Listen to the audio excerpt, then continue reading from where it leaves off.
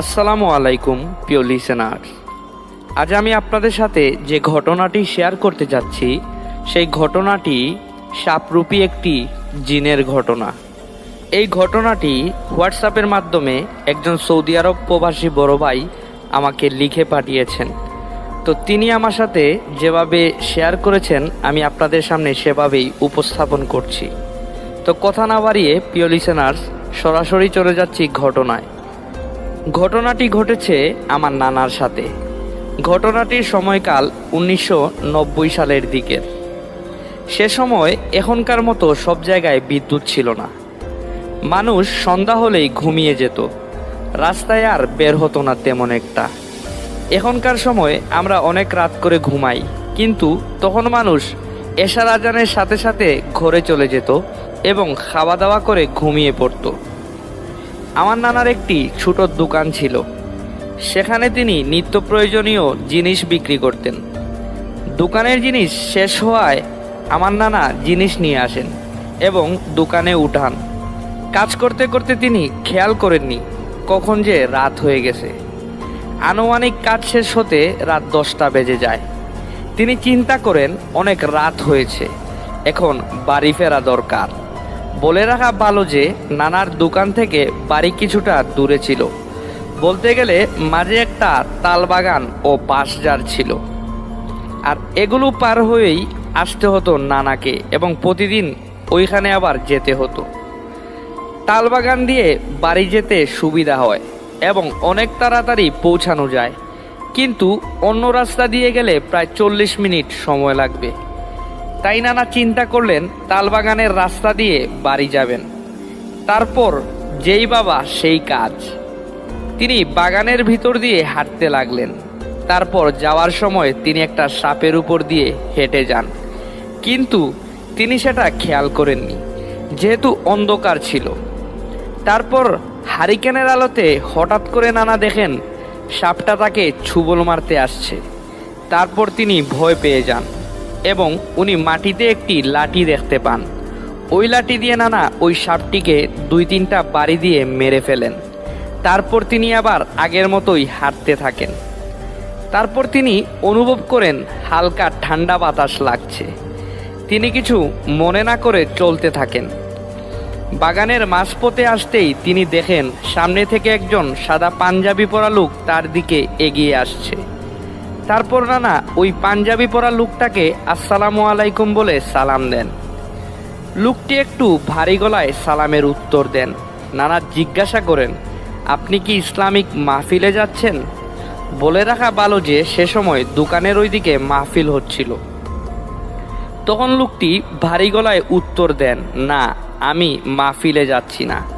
তারপর লোকটি নানাকে বলেন, তুমি এখান থেকে তাড়াতাড়ি চলে যাও, না হয় তোমার বিপদ হবে। নানা তার কথা তেমন গুরুত্ব দেন না। কথা শেষ করে নানা হাঁটতে থাকেন। সামনে থেকে হঠাৎ করেই তার গায়ে একটা গরম বাতাস লাগে।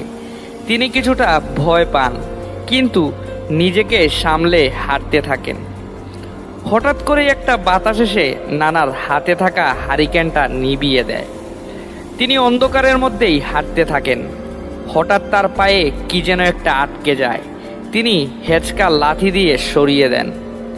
তখন তিনি খেয়াল করেন উপরের গাছপালাগুলো বাতাসের কারণে ভেঙে চুরে যাচ্ছে, কিন্তু নানার গায়ে কোনো বাতাস লাগছে না।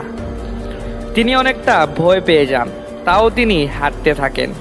তিনি দেখেন সামনে থেকে একটি আগুনের মতো লালগুলা উড়ে গেল। হঠাৎই লালগুলাটা নানার সামনে এসে পড়ে। তিনি তখন ভয় পেয়ে চিৎকার করে বাগান পার হয়ে এক বাড়িতে গিয়ে উঠেন এবং সাথে সাথে জ্ঞান হারিয়ে ফেলেন। সে বাড়ির লোকজনরা তাকে চিনতে পেরে তার বাড়ি পর্যন্ত পৌঁছে দিয়ে আসেন। রাতে নানাকে কেউ আর কিছু জিজ্ঞাসা করে না। পরের দিন নানার অনেক জ্বর আসে এবং নানা খুব অসুস্থ হয়ে যান। তারপর নানা তার পরিবারের সবাইকে এই সম্পূর্ণ ঘটনাটি খুলে বলেন। তারপর নানার পরিবারের কয়েকজন একজন হুজুরকে খবর দেন। হুজুর এসে বলেন নানা ভয় পেয়েছেন, তাই তার এমন হয়েছে। হুজুর নানাকে পানি পড়া দিয়ে যান, বলেছেন সব ঠিক হয়ে যাবে। তারপর হুজুর চলে যান। কি মনে করেছেন ঘটনা এখানেই শেষ প্রিয় লিসেনার্স? না, ঘটনা এখান থেকেই শুরু। কিছুদিন পর নানা বিয়ে করেন। এখনকার মতো নতুন বউকে দিয়ে কোনো কাজ করানো হয় না, কিন্তু তখন নতুন বউকে দিয়ে অনেক ধরনের কাজ করানো হতো। আমার নানি তখন নতুন বউ, বিয়ের মাত্র 4 দিন হয়েছে। আমার নানির শাশুড়ি তাকে নদীর পাড় থেকে ফেলে রাখা লাকড়িগুলো নিয়ে আসতে বলেন। তখন তিনি শাশুড়ির কথা অনুযায়ী লাকড়িগুলো আনতে যান। প্রথমবার আনার পর কিছু হয়নি, দ্বিতীয়বারও কিছু হয়নি, কিন্তু তৃতীয়বার তিনি যখন লাকড়ি আনতে যান তখন দেখেন নদীর পাড়ে পড়ে থাকা তেঁতুল গাছের উপর থেকে লালগুলা তারা মাথার উপর থেকে নদীর পার পর্যন্ত উড়ে চলে যায়। এটা দেখে তিনি অনেক ভয় পেয়ে যান এবং লাকড়ি সেখানে ফেলে দৌড়ে বাড়ি চলে আসেন। বাড়ি এসে সবাইকে ঘটনা খুলে বলেন। নানা তখন বাজার থেকে এসে এগুলো শুনতে পেরে অনেক রাগারাগি করেন এবং বলেন যেন ওইখানে আর না যায়। তো সেদিন আর কিছু হয়নি। আর পরের দিন রাতে নানা স্বপ্নে দেখেন যে তাকে একজন লোক বলছে খুব ভারী গলায় যে তেঁতুল গাছের নিচে কিছু স্বর্ণ বা কাঁচা পয়সা পুঁতে রাখা আছে। নানা যদি সেটা চায় তাহলে যেন অমাবস্যার রাতে সেখানে যান, গিয়ে ওই স্বর্ণগুলো নিয়ে আসেন, কিন্তু সেখানে একা যেতে হবে। সেখানে একটা খাসি আর একটা ছাগল রেখে আসতে হবে। কিন্তু তারপর নানা আরও একটি স্বপ্ন দেখেন। ওই স্বপ্নে একজন সাদা পাঞ্জাবিওয়ালা হুজুর এসে বলছে, না না, এটা নিস না, এটা নিলে তোর ক্ষতি হবে, তুই ওর ফাঁদে পা দিস না। একথা বলতে নানার ঘুম ভেঙে যায়। তো নানা তেমন পাত্তা দেয় না। এরপর অনেক দিন এই নানা স্বপ্নটা দেখেন। দেখতে দেখতে একদিন নানা লোভে পড়ে যান এবং তিনি সিদ্ধান্ত নেন ওই তেঁতুল গাছের নিচে পুঁতে রাখা স্বর্ণগুলো আনতে যাবেন। তো একদিন রাত 3-4টার দিকে নানা সেখানে একটা গামছা ও একটা লাঠি সাথে করে নিয়ে যান, কিন্তু তেঁতুল গাছের নিচে তেমন কিছুই ছিল না। তো কিছু তিনি দেখতে না পেরে তিনি বাড়ির দিকে যে উল্টা দিকে ঘুরে আসবেন, তখন কাঁচা পয়সাও একটা পুটলিতে রেখে নাড়া দিলে যেভাবে শব্দ হয় তেমন একটা শব্দ তিনি শুনতে পান। পেছনে ঘুরে দেখেন একটি পুটলি যেটা হাওয়ায় ভাসছে। তিনি 7-5 চিন্তা না করে তার সাথে থাকা লাঠিটা দিয়ে যখনই পুটলিটাতে আঘাত করতে যাবেন, তখনই নানা শুনতে পায় অনেক দূর থেকে নানি পেছনে থেকে তাকে ডাকছে। ঠিক তখনই নানা লক্ষ্য করে বিভৎস চেহারার একটা অবয়ব বলে উঠে, তুই আজকের জন্য বেঁচে গেলি।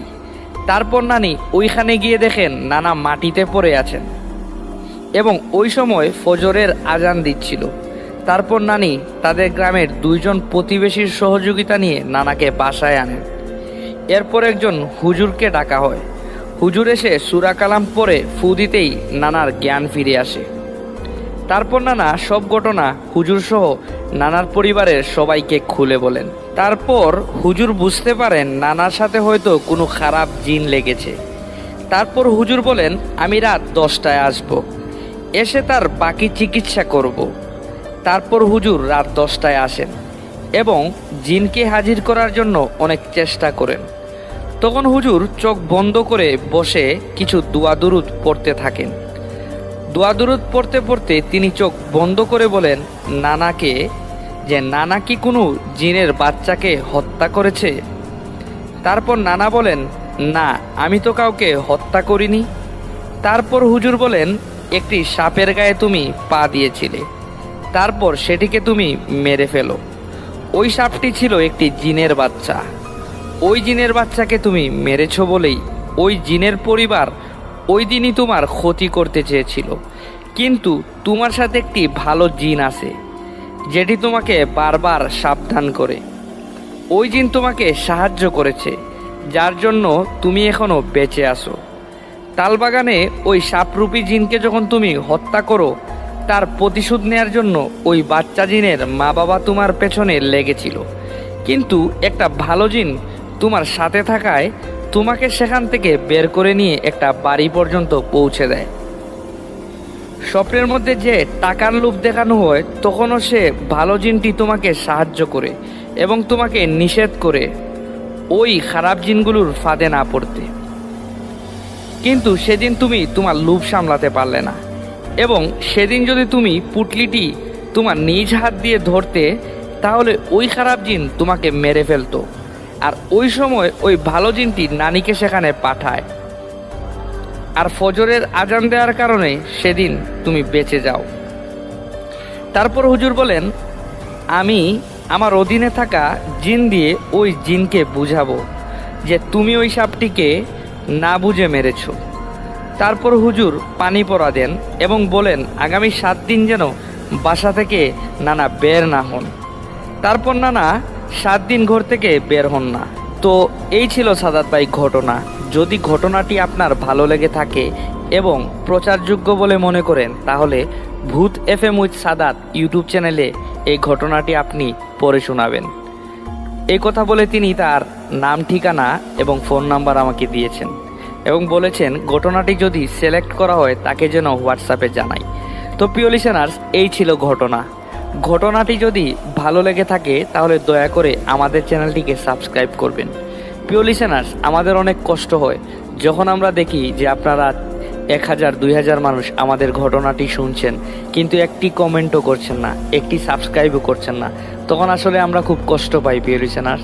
তো আপনাদের কাছে প্রিয় লিসেনার্স আমরা অনুরোধ করছি, দয়া করে আপনারা আমাদের চ্যানেলটিকে সাবস্ক্রাইব করবেন।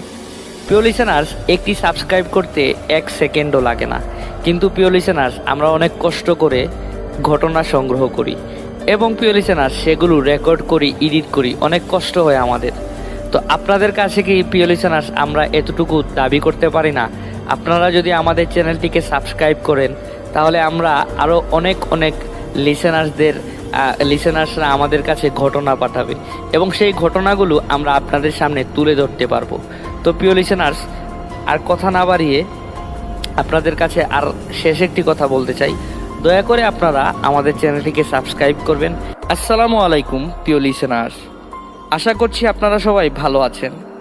আজ আমি আপনাদের সাথে যে ঘটনাটি শেয়ার করব, এই ঘটনাটি আমাকে পাঠিয়েছেন আকাশ। তিনি আমাকে হোয়াটসঅ্যাপের মাধ্যমে লিখে এই ঘটনাটি পাঠিয়েছেন। তো আমি কথা না বাড়িয়ে সরাসরি চলে যাচ্ছি ঘটনায়। আসসালামু আলাইকুম সাদাত ভাই, আশা করছি ভালো আছেন।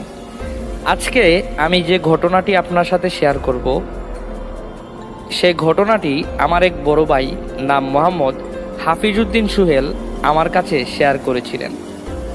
প্রথমে বলে রাখি ঘটনাটি আমি কিভাবে সংগ্রহ করেছি। আমি খুলনা ব্লাড ডোনার ফাউন্ডেশনের একজন রেগুলার মেম্বার হওয়ার কারণে নানান সময়ে আমাকে ব্লাড ম্যানেজের কাজের উদ্দেশ্যে খুলনা মেডিকেল হসপিটাল 250 বেড যাওয়া আসা করতে হয়। এমনই একদিন ব্লাড ম্যানেজ করে মেডিকেল গিয়ে সকল কাজ শেষ করে আমি এবং আমার 2 বন্ধু বসে বসে কথা বলছিলাম। এরই মধ্যে আমাদের এক বড় ভাই মোহাম্মদ হাফিজউদ্দিন সুহেল, যিনি ঢাকার কোনো এক সরকারি অধিদপ্তরে কর্মরত আছেন, তিনি সেখানে আসলেন। আমাকে বসে থাকতে দেখে তিনি এগিয়ে আসলেন। তিনি সচরাচর খুলনায় আসেন না। তাকে দেখে আমিও অবাক হলাম।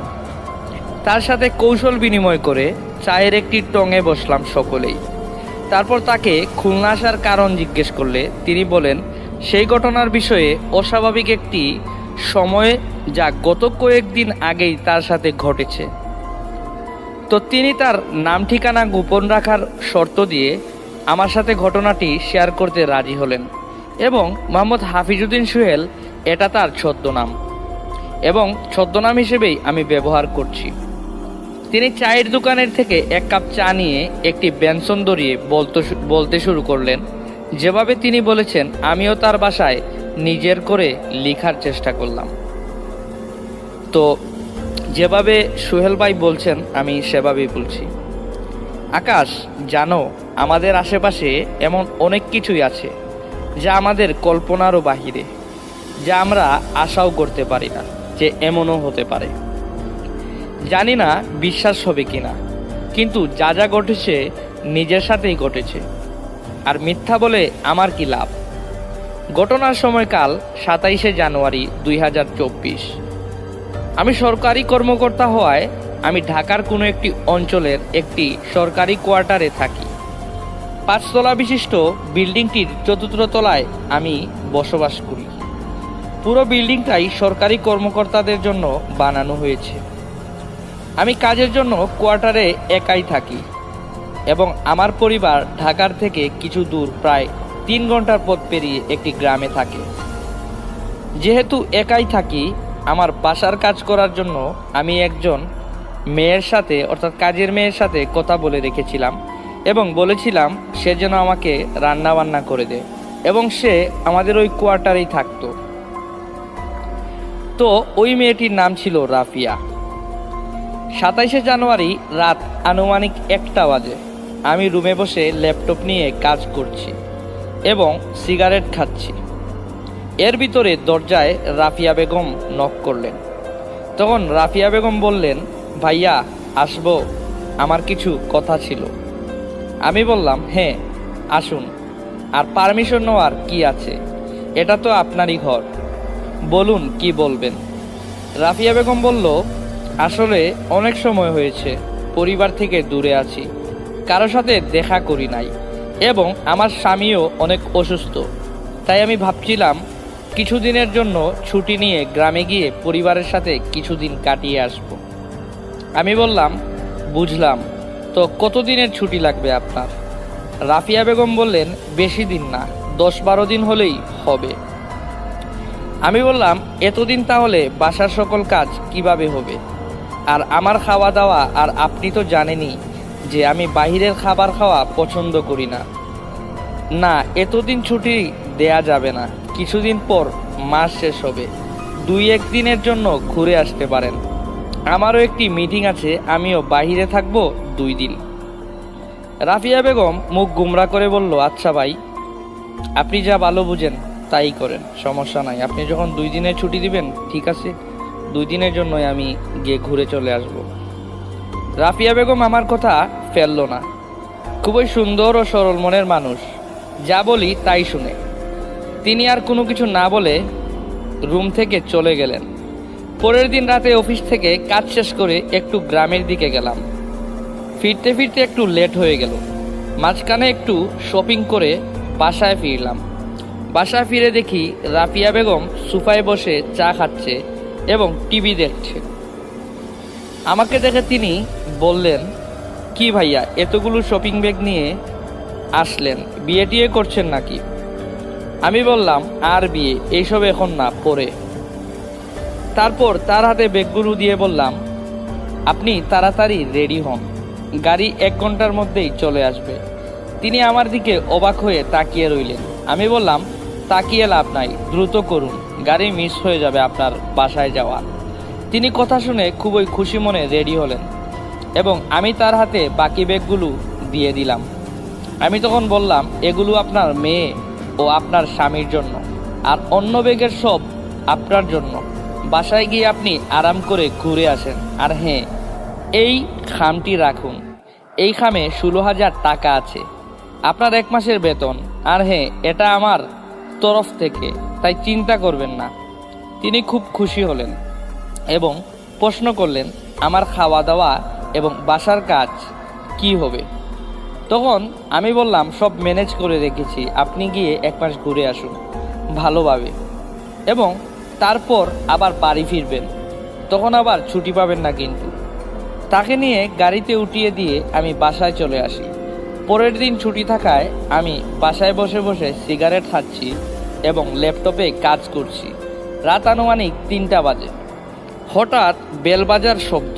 এত রাতে ঘরে কে আসলো দেখার জন্য উঠে দরজা খুলে দেখি, আরে আরিফা। তখন আমি বললাম, তুমি এখন এই সময়ে কেন? তোমার তো সকালে আসার কথা ছিল।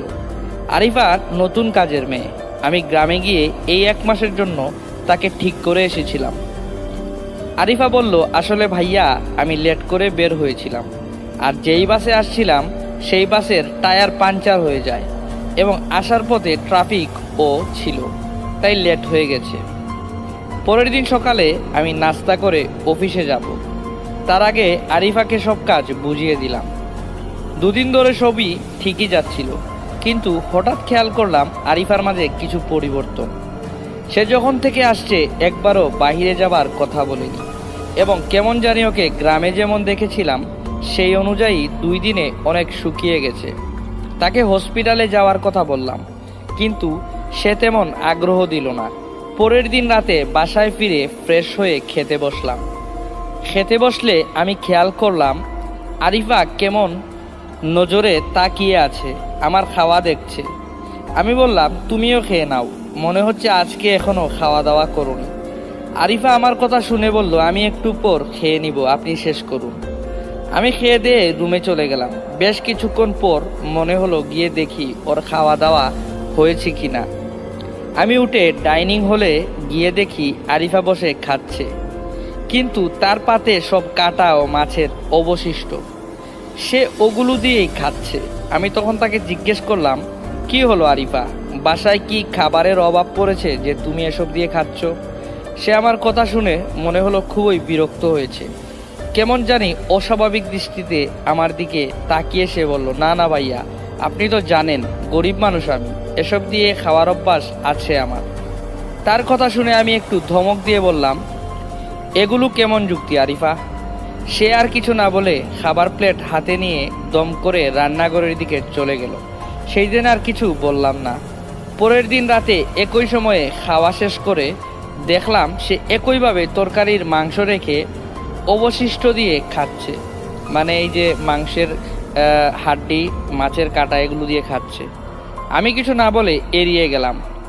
রাত আনুমানিক 2:30টার মতন বাজে। ঘুম ভেঙে গেলে আমি ওয়াশরুমের দিকে যাওয়ার সময় দেখলাম রান্নাঘরের লাইট অফ, কিন্তু ফ্রিজের যে আলো সেটা দেখা যাচ্ছে আর কর্কর শব্দ আসছে। তারপর আমি যেই রান্নাঘরে ঢুকলাম দেখি আরিফা তার হাতে সদ্য ফ্রিজে রাখা কাঁচা মাংসের প্যাকেট থেকে কাঁচা মাংস খুবলে খুবলে খাচ্ছে। এটা দেখে আমি অনেক ভয় পেয়ে যাই, কারণ আরিফাকে আমি ভালোভাবেই চিনি, ওর স্বভাব আচার খুব ভালো। সেদিন তাকে গ্রামে দেখলাম সে ঠিকঠাক, এখানে এসে তার কি হলো, এসব কি করছে সেগুলো আমি বুঝতে না পেরে তাকে ধমক দিয়ে বললাম, আরিফা এসব কোন ধরনের কাজ? দেখো আরিফা, যদি এমন কাজ করো তাহলে আর তোমাকে কাজ করা লাগবে না, তুমি কালই নিজের বাসায় ফিরে যাবা। এই কথা যখন আমি আরিফাকে বললাম তখন সে চিৎকার শুরু করলো এবং নিজের মাথার চুলগুলো সে নিজেই ছিঁড়তে শুরু করলো। তারপর আমি আরিফাকে ধমক দিলাম। যেই আমি তাকে ধমক দিতে গেলাম তখনই সে আমার গালে চোর বসিয়ে দিল। তারপর আমি তাকে ধমক দিয়ে বললাম, এটা কি করলে আরিফা? তারপর সে দুম করে কিচেনের বড় জানালাটা খুলেই 4র্থ তলা থেকে এক লাফ দেয়। হঠাৎ করে সে লাফ দেওয়ায় আমি তাকে ধরতেও পারি নাই। সে সোজা নিচে গিয়ে ধপাস করে পড়ে, তার রক্ত মাটিতে গোল গোল করে ছড়িয়ে যাচ্ছে। আমি দ্রুত নিচে নেমে গেলাম। ততক্ষণে আশেপাশের সকলেই নিচে গিয়ে দেখলাম আরিফার চোখ দুটো লাল বর্ণের হয়ে আছে এবং মুখে একটা অপ্রত্যাশিত অদ্ভুত এক হাসি, কিন্তু সে মারা গেছে। পরের দিন তার লাশকে একটি অ্যাম্বুলেন্সে করে তার বাসায় পাঠিয়ে দিয়েছিলাম। সরকারি কোয়ার্টার যেহেতু, তাই কেউই পুলিশের কাছে রিপোর্ট করেনি, তাহলে কোম্পানির নাম খারাপ হবে। এই জন্য আমি অ্যাম্বুলেন্সে করে লাশ পাঠিয়ে দিয়ে কুরিয়ারের মাধ্যমে একটি চিঠি ও কিছু টাকা পাঠিয়ে দিলাম আরিফার বাবার কাছে। আরিফার বাবার নাম ছিল আরাফাত সাহেব। চিঠিতে লিখেছিলাম, আমাকে ক্ষমা করবেন, আমি আপনার মেয়ের খেয়াল রাখতে পারি নাই। আমি দুঃখিত এসবের জন্য, আমার হাতে কিছুই ছিল না। সে হঠাৎ করেই কাজটি করে বসে। আপনার মেয়ে এমন করে সুইসাইড কেন করলো আমি তা জানি না। আমি খামে তার 1 মাসের বেতন এবং বাড়তি কিছু টাকা দিলাম, আমাকে ক্ষমা করবেন। চিঠি পাঠানোর 2 দিন পর রাতে আমি বসে বসে রুমে সিগারেট খাচ্ছিলাম এবং ভাবছিলাম যে হঠাৎ মেয়েটা এমন কেন করলো। এরই মধ্যে আমার ফোনে কল আসলো আরাফাত সাহেবের। আমি কল রিসিভ করে বললাম, আসসালামু আলাইকুম আরাফাত সাহেব। তিনি আমাকে স্বাভাবিকভাবেই উত্তর দিলেন। আমি একটু অবাক হলাম যে এত সবের পর তিনি এমন স্বাভাবিকভাবে কথা বলছেন কিভাবে। তিনি তো আমাকে খারাপভাবে কথা বলার কথা। আমি তাকে বললাম চিঠির কথা। সে বলল, জি আমি আপনার চিঠি পেয়েছি। আমি চিঠিতে যা লিখেছিলাম আবারও তাকে তাই বললাম এবং ক্ষমা প্রার্থনা করলাম।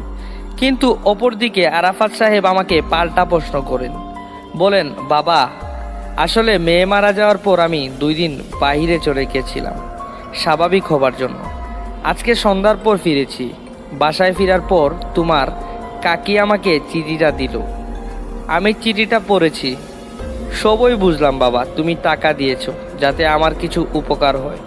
তবে তুমি ক্ষমা কেন চাচ্ছ? আর বাবা, আমার মেয়ে সুইসাইড করেছে সে কথা তোমাকে কে বলল? আর তুমিই বা কেন আমার কাছে ক্ষমা চাচ্ছ? আর আমার মেয়ের 1 মাসের বেতন তুমি দিলা, চিঠিতে লিখলা যে কয়েকদিন কাজ করেছিল তাই 1 মাসের পুরো বেতন দিয়েছো। এটা কেন দিয়েছো বাবা? আমি তোমার কোনো কথাই বুঝলাম না। আরাফাত সাহেবের কথা শুনে আমি কিছু বুঝলাম না। আমি তাকে আবার বললাম যে, আরাফাত সাহেব, আপনার মেয়ে আরিফা কয়েকদিন কাজ করেছিল তাই টাকাটা আমি দিয়েছি, আর আপনার মেয়ের জন্য আমি দুঃখিত। আরাফাত সাহেব আমার কথা শুনে এবার বললেন, বাবা, এদিকে আমার মেয়ে মারা গেল বাস অ্যাক্সিডেন্টে, 2 দিন হতে পারলো না। তুমি কেন আমার মেয়েকে নিয়ে এসব বলছো? আর আমার মেয়ে সুইসাইড করেছে এটা তোমাকে কে বলেছে? সে তো অ্যাক্সিডেন্টে মারা গেছে। আর আরিফা তোমার বাসায় কয়েকদিন কাজ করছে, এটা কিভাবে সম্ভব? এটা তো অসম্ভব। আমি বললাম, কাকা, অসম্ভব মানে? আপনি এসব কি বলছেন? আর বাস অ্যাক্সিডেন্ট করে মারা গিয়েছে আরিফা, এটা কি বলছেন আপনি? আরাফাত সাহেব আমাকে বললেন, বাবা, আরিফা তোমার বাসায় কয়েকদিন কাজ করেছিল, এটা অসম্ভব। কারণ যেদিন আরিফা বাসার থেকে রওনা দিয়েছিল তোমার বাসার উদ্দেশ্য নিয়েই, সেদিনই রিকশায় করে স্টেশনে আসার পথেই আরিফা একটি বাসের সাথে অ্যাক্সিডেন্ট করে মারা যায়। তাহলে সে তোমার বাসায় কয়েকদিন কাজ করবে কিভাবে? আরাফাত সাহেব আমাকে ধমক দিয়ে বলেন যে আমার মেয়ে মারা গেছে, এই নিয়ে আমি তোমার সাথে মজা করব কেন বাবা? পাগল আমি না, পাগল হয়েছ তুমি। আমার মেয়েকে আমি নিজ হাতে দাফন দিয়েছি, জানাজা পড়েছি। তুমি গ্রামে আসো, তার কবর দেখে যাও। এই বলে তিনি কল কাটলেন। তার কথাগুলো শুনে আমার মাথায় যেন আকাশ ভেঙে পড়েছে এবং আমি অনেক ভয় পেয়ে গিয়েছি। আমি হতভম্ব হয়ে সাথে সাথে আমার গাড়িটা নিয়ে বের হলাম গ্রামের উদ্দেশ্যে। গিয়ে আমি সোজা উঠলাম আরাফাত সাহেবের বাসায়। তিনি আমাকে দেখেই আমার হাত ধরে বললেন, আসো বাবা। তারপর আমাকে নিয়ে তিনি একটি কবরের সামনে দাঁড় করিয়ে বললেন, এই দেখো বাবা, এটা আমার মেয়ের কবর। তখন আমি দেখলাম আসলেই সেটা আরিফার কবর, কিন্তু আমার চোখ গেল কবরের উপর লেগে থাকা বোর্ডের উপর। সেখানে তারিখ লেখা 27শে জানুয়ারি 2024। এটা দেখে আমার পায়ের তলের জমি সরে গেল। আমি কি দেখছি এগুলো? যদি আরিফা আমার বাসায় যাওয়ার পথে অ্যাক্সিডেন্টে মারা যায়, তাহলে 4 দিন আমার বাসায় যেই মেয়ে ছিল সে কে ছিল? আমি তো আরিফাকে চিনি, সে তো অপরিচিত কেউ ছিল না, সে তো আরিফাই ছিল। আমি আরাফাত সাহেবকে বললাম, কাকা, আপনি লাশ পেয়েছেন কবে? তিনি বলল, যেদিন অ্যাক্সিডেন্ট হয়েছিল সেদিনের পরের দিন, অর্থাৎ 28শে জানুয়ারি সকালে ভোরবেলা ফজরের নামাজের পর জানাজা পড়ে তাকে দাফন করা হয়েছে। আমি আবার অবাক হলাম। আমি জিজ্ঞেস করলাম, কাকা, আপনি লাশ পেয়েছেন 28 তারিখে? আমি তো অ্যাম্বুলেন্সে করে লাশ পাঠিয়েছিলাম 31 তারিখে। আরাফাত সাহেব বললেন, লাশ কার? লাশ কিসের? আমি তো কোনো লাশই পাই নাই। তখন আমি সাথে সাথে সেই অ্যাম্বুলেন্স চালককে ফোন দিলাম। তার ফোন বন্ধ, তার সহকারীরও ফোন বন্ধ। আমি হসপিটালে ফোন দিলাম, সেখানে বললাম আমার একদিন একটি অ্যাম্বুলেন্স বুকিং করা হয়েছিল, সেই ড্রাইভারটার ঠিকানা চাইলাম। আমাকে হসপিটাল থেকে জানানো হলো আপনি যে বুকিং করেছিলেন সেটা আপনি আবার ক্যান্সেল করে দিয়েছিলেন।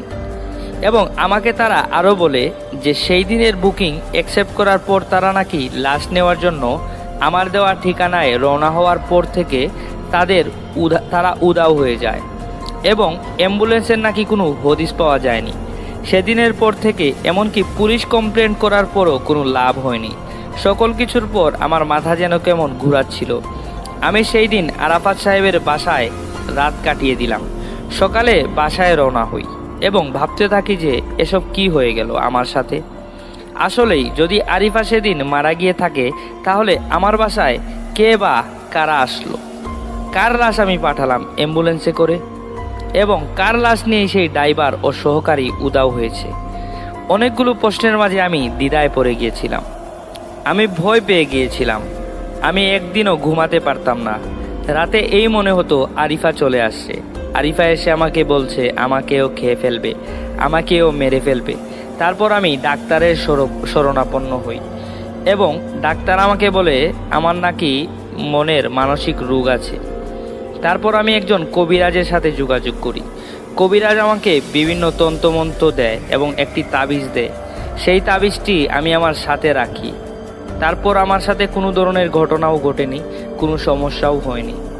এই বলে হাফিজ সুহেল ভাই তার ঘটনাটি শেষ করেন। তো প্রিয় লিসেনার্স, এই ছিল ঘটনাটি যদি আপনাদের ভালো লেগে থাকে তাহলে দয়া করে আমাদের চ্যানেলটিকে সাবস্ক্রাইব করবেন। আর যদি ঘটনাটি ভালো নাও লেগে থাকে তারপরেও প্রিয় লিসেনার্স আপনারা আমাদের চ্যানেলটিকে সাবস্ক্রাইব করবেন। এবং আপনাদের সাথে যদি কোনো ঘটে যাওয়া ঘটনা থাকে তাহলে আমাদের সাথে সেটি শেয়ার করবেন। আমরা ডেসক্রিপশন বক্সে আমাদের হোয়াটসঅ্যাপ নাম্বারটি দিয়ে রেখেছি। তো আজকের জন্য এখানেই বিদায় নিচ্ছি। আসসালামু আলাইকুম।